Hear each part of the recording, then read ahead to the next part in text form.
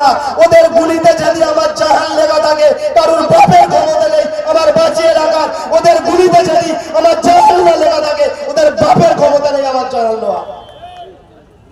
সবাই বলছে না যে একজন জেলে গেলে পুরো নীল হয়ে যাবে। আমি বলছি জেলে না যাক, আমাদের সামনেই থাকুক, ভাঙড়ে লড়াই করুক। যদি বাপের বেটা হয় 26-এ তুমি ভাঙড়ে দাঁড়িয়ে দেখাবে।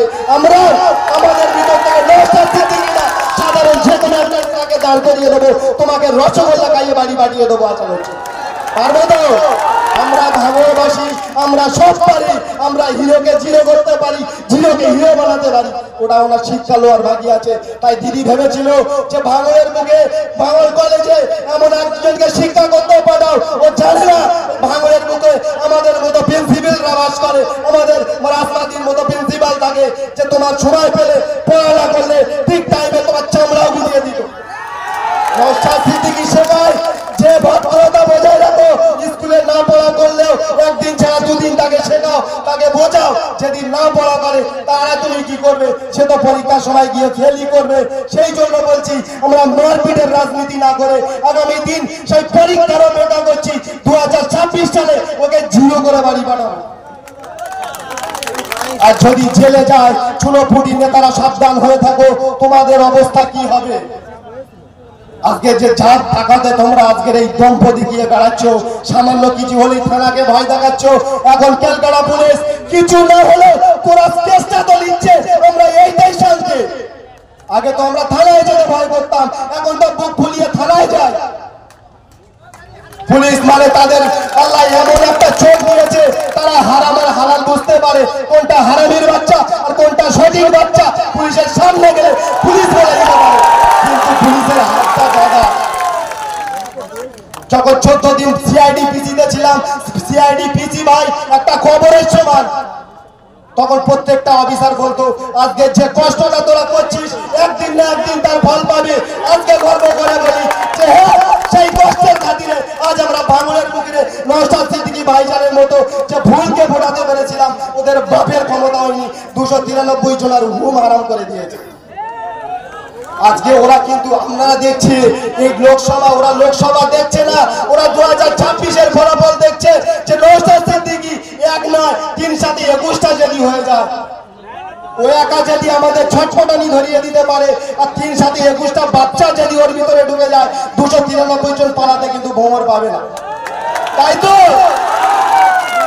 আমরা নুরারম খান অ্যাডভোকেটের মতো যদি একজন দিল্লি পাঠাতে পারি, তিনি তো ইংলিশে আইনের কথা বলবে, সারা তো গভর্নমেন্ট।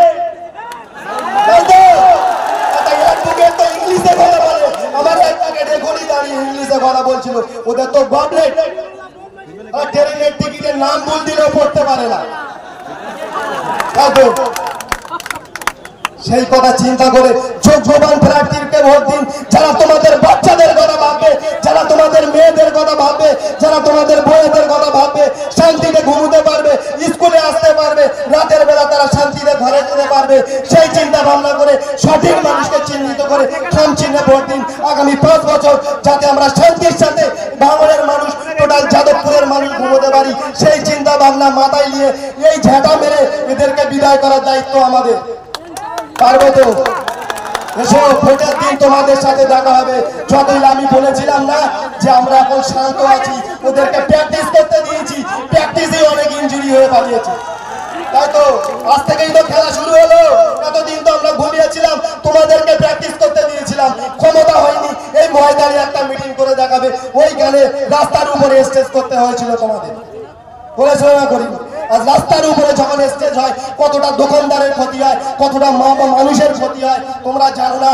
মানুষকে কোন লেভেলের গাল দেয় তোমাদেরকে, সন্ধ্যেবেলা বাড়ি গিয়ে সেই লেভেলের গান ঝেলিয়ে আবার শোনো, কিস্তিটা শোনো, তোমাদের ঘুম হারাম হয়ে যায় নাকি?